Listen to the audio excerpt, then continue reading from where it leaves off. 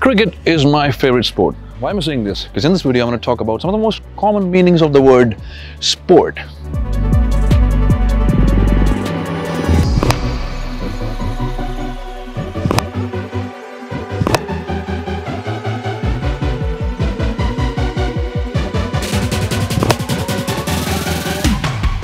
As a noun, it means, you know what it means. A game that requires physical effort, that's a sport. So what is a game? So there's a subtle difference between a game and a sport. A sport requires physical exertion, which is not compulsory in a game. A few examples of sports are cricket, football, hockey, etc. And when I think of games, chess, board games, card games, video games are a few examples. Now, I want you to understand this.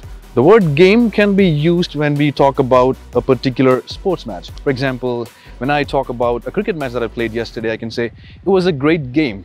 In this sentence, the word game refers to that particular cricket match. So here's what you need to understand. All sports are games, but not all games are sports. Now let's talk about the second meaning of the word sport, which is a person who takes defeat, mocking, teasing in the right spirit. To give you an example, I would say, if someone doesn't behave well after a defeat, you can say to him, "Come on, man, be a sport." So in this sentence, the word sport refers to a person with good sportsmanship. Now let's talk about the verb form of the word sport. As a verb, it means to wear something, especially with the intention of displaying it ostentatiously.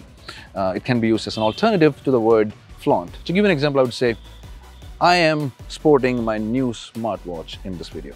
So that's pretty much it. And in case you want to know more details about the courses that we offer, you can click on the link in the description. I'll see you again. English House. English at your fingertips.